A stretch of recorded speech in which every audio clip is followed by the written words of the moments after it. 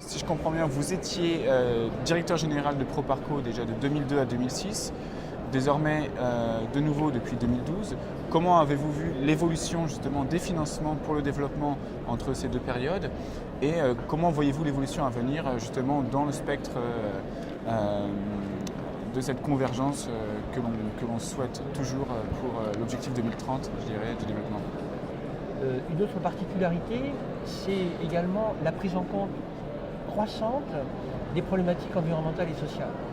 Il est vrai que les exigences à la fois de redevabilité vis-à-vis des actionnaires, de redevabilité vis-à-vis de la société civile se sont accrues et Proparco, d'ailleurs en suivant les pas du groupe de l'Agence française de développement, a investi énormément dans la mise en place de bonnes pratiques, de process, de procédures environnementales et sociales.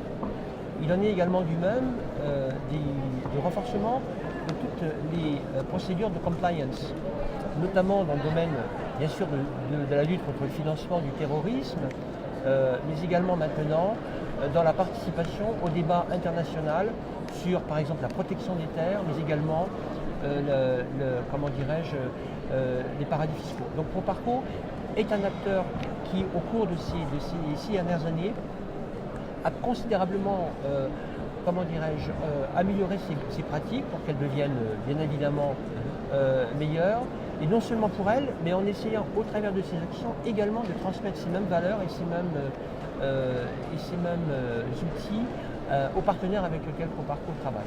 D'accord, donc à qui exactement s'adressent ces financements et qui peut solliciter les financements de Proparco justement et justement pour savoir comment on peut travailler avec Proparco et ses différents partenaires. Et quel impact recherchez-vous à terme en fait? Bien sûr. Proparco a un objectif, plusieurs objectifs. D'abord des objectifs sectoriels. La croissance, l'emploi, la réduction de la pauvreté sont au cœur du mandat de Proparco. Le mandat également de croissance verte et solidaire, qui est le fil directeur de l'action de l'AFD, fait partie également des gènes de Proparco. Et donc le secteur de l'énergie propre en particulier, est un secteur qui nous intéresse particulièrement. Enfin, depuis justement environ 5 ans, Proparco s'est intéressé à des secteurs comme l'éducation, la santé, et notamment dans des pays où ces secteurs représentent des signes de défaillance. Alors, les cibles de Proparco sont toujours les entreprises privées. Proparco ne bénéficie pas de ressources publiques.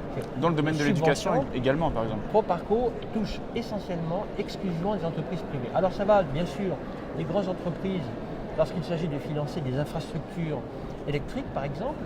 Donc nous participons à des financements en collaboration avec la SFI, avec nos partenaires européens, avec FMO, DEG, la Bird, à des gros financements d'infrastructures.